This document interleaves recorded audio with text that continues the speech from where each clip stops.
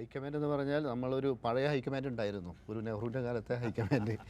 ഏതാണ്ട് ആ കാലത്തെ ഹൈക്കമാൻഡ് എന്ന് പറഞ്ഞാൽ ലീഗിനെ ആട് കിടന്നെടുത്ത് പൂട കിടക്കുന്ന പോലെ ഇപ്പോഴും ഒരു ഹൈക്കമാൻഡ് ഉണ്ട്. ഇപ്പോഴും ഉണ്ട്. പക്ഷെ അന്ന് ഈ ലീഗിനെ ചത്ത കുതിര എന്ന് വിശേഷിപ്പിച്ചു.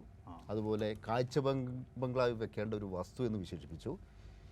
ഈ CH3 കൊണ്ട് തൊപ്പി ഉരിച്ചു, അതാണ് ആ പ്രയോഗം. 1960 അന്ന് സീതി സാഹിബായിരുന്നു സ്പീക്കർ, ലീഗിൻ്റെ നോമിനിയായി. അന്ന് മന്ത്രിസ്ഥാനം നൽകിയില്ല. സീതി സാഹിബ് മരിച്ചു. അങ്ങനെ CH മുഹമ്മദ് കോയയെ സ്പീക്കറാക്കാൻ ലീഗ് തീരുമാനിച്ചു. അപ്പോൾ നെഹ്റു പറഞ്ഞു, ഒരു കാരണവശാലും പറ്റില്ല, ഒരു കണ്ടീഷൻ, അതായത് ലീഗിൻ്റെ പ്രതിനിധിയെ സ്പീക്കറാക്കണമെങ്കിൽ ആ MLA ലീഗിൻ്റെ അംഗത്വം രാജിവെക്കണം. അങ്ങനെ CH എന്ത് ചെയ്തു, മുസ്ലിം ലീഗിൻ്റെ അംഗത്വം രാജിവെച്ചാണ് അന്ന് സ്പീക്കറായത്. തീർന്നില്ല, അവിടെ കൂടി തീർന്നില്ല. 61 AICC സമ്മേളനം നടക്കുകയാണ് ഇവിടുത്തെ പശ്ചിമ ബംഗാളിലെ ദുർഗാപൂർ. ആ സമ്മേളനത്തിൽ വെച്ച് ഒരു പ്രമേയം പാസ്സാക്കുകയാണ്, മുസ്ലിം ലീഗ് വർഗീയ പാർട്ടിയാണെന്ന്.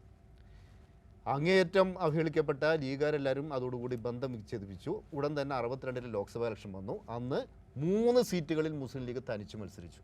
1 കോഴിക്കോട്, 2 മഞ്ചേരി, 3 പൊന്നാനി.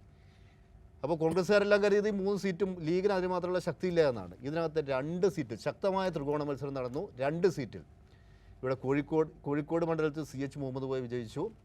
അതുപോലെ ഇവിടെ മഞ്ചേരിയിൽ മുഹമ്മദ് ഇസ്മയിൽ വിജയിച്ചു.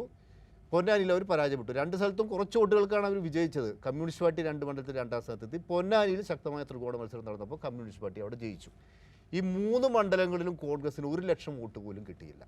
അതായത് എന്താണ് മുസ്ലിം ലീഗ് എന്ന അന്നാണ് കോൺഗ്രസ് പഠിച്ചത്. അതായിരുന്നു CH അങ്ങനെ തൻ്റെ തൊപ്പി ഉരിച്ച ആ കോൺഗ്രസ്സുകാരെ ഒരു പാഠം പഠിപ്പിച്ചു. മാത്രമല്ല CH പറഞ്ഞ മറുപടിയും ചരിത്രത്തിലുണ്ട്.